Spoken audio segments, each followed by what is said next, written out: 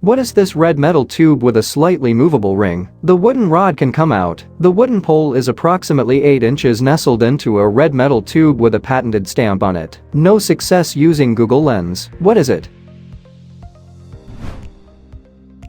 I knew what that is but couldn't remember. Then I did. It's a crosscut saw handle. You twist the handle to tighten or loosen the handle to the saw. The two red parts are threaded together.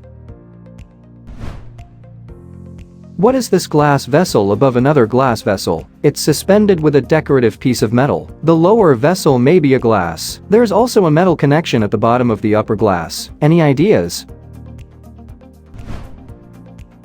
It is a wine decanter. We estimate this is from the 1970s and probably made in Germany. It is used to help aerate the wine and exposed it to oxygen.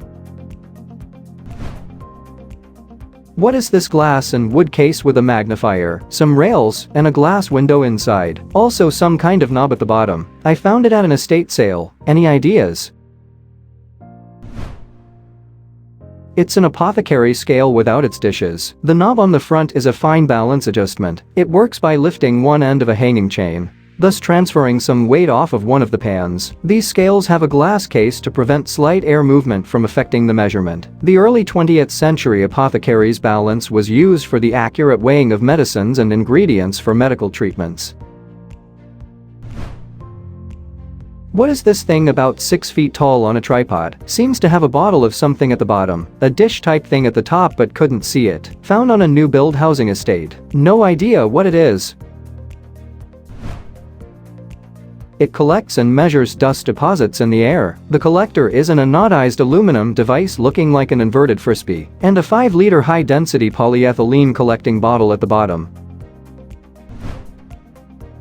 What is this tool I found at work? The black handle rotates with the 2 prongs on the bottom. It is roughly 4 feet tall and has no visible writing. I work for a landscaping company if that helps. Any ideas?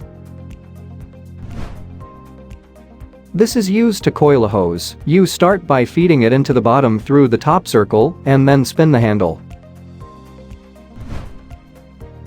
What is this 8 inches worn steel spike with engraved numbers? I found it on a construction site. Engraved on it is 910-5444 SFT. Then an up arrow, followed by 1984. The end is worn and flanged over by repeated striking. What is it? It's an older nautical marlin spike. It is issued by the Royal Navy. You can tell by the numbering and arrow. It is used to tighten and separate strands of rope and cable, and is a huge help in the process of splicing.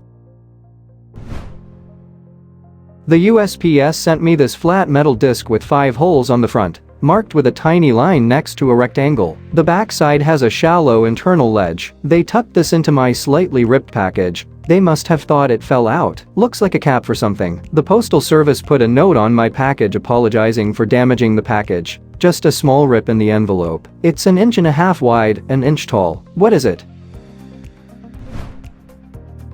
It's a 10-gram interchangeable weight for a Scotty Cameron brand golf putter. Many of the Scotty Cameron putters crafted within the past decade contain interchangeable sole weights that can either be professionally switched out at the Scotty Cameron custom shop or changed by the player with a little bit of know-how, the proper weight tool, and correct replacement weight types.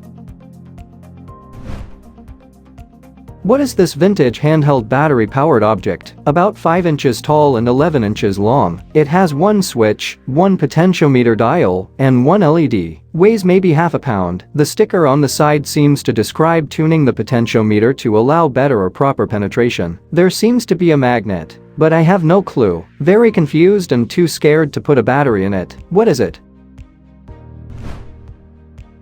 It's a vintage stud finder. It's for finding nails and pipes in walls. The S switch is to select a wooden stud, and M for a metal stud. The potentiometer is to adjust for depth and battery strength.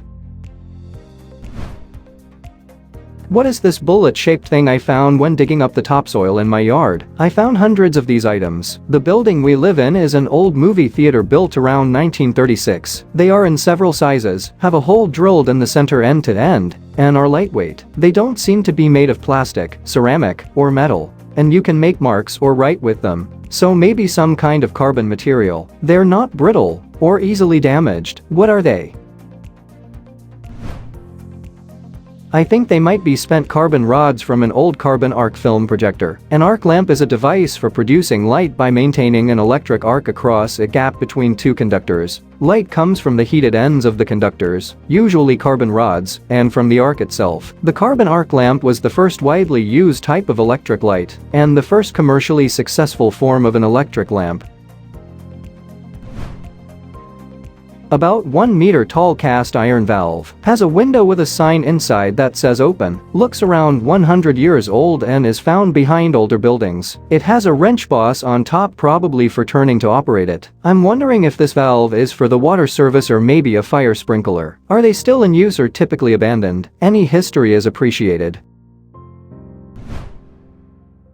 It's called a post indicator valve. They're definitely still used in industrial settings. We use them for private fire protection systems pretty regularly. They are generally used to control the flow of water to a sprinkler system, hydrant, or another device with underground piping. Since the first post indicator valve was installed in 1974, this equipment has been a mainstay of fire protection applications, where responding firefighters need a clear indication of whether an out-of-sight valve is open or closed. What is this thing? Approximately 40 centimeters long, possibly hand-forged steel with a heavy solid copper end that is riveted in. The end has a horizontal groove on one side and a stamped 8. The turned wooden handle appears to be hand-fitted. I've always thought this was welding related. I just gave it a bit of a clean-up, and on closer inspection, the stem appears to be hand-forged, so I suspect it's a bit older than what I'd imagined. I inherited this tool from my grandfather, who did a lot of automotive, welding, electronics, etc. One side of the family has a farming background. Any ideas?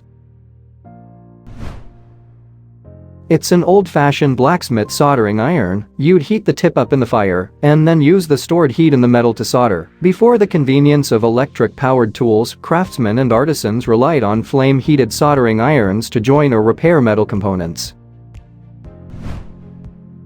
What is this 5 inches long, turned wooden handle, metal stem with 4 flanges, and a small metal nub at a 45-degree angle on one side of the stem? Each metal flange is 1 inch long by ½ an inch wide. Either stainless steel or something plated to resist rust. I found it with miscellaneous kitchen utensils. Any ideas? It's a vintage Honignomer or honey spoon or honey dipper, probably made by Zwilling J. A. Henkels in Solingen, Germany. This has handy fins to catch the honey, and also a built-in hook, so you can hang it on the side of the bowl. The handle is teak and the spoon part is stainless steel. I can definitively date this design to the 1960s, as my parents bought several of them on a trip to Germany in 1968. What is this 5 inches long antique hand tool with wooden handle? It has 2 metal arms and a lever that, when pressed down, pushes a needle through the arms. No markings anywhere on it. I found this at a local estate sale here in Orlando this week. Not sure what it is used for. The arms are able to move a little bit, and the needle is pretty thick and blunt. What is it? Please tell us in the comments. Thanks for watching. Let's make life fun.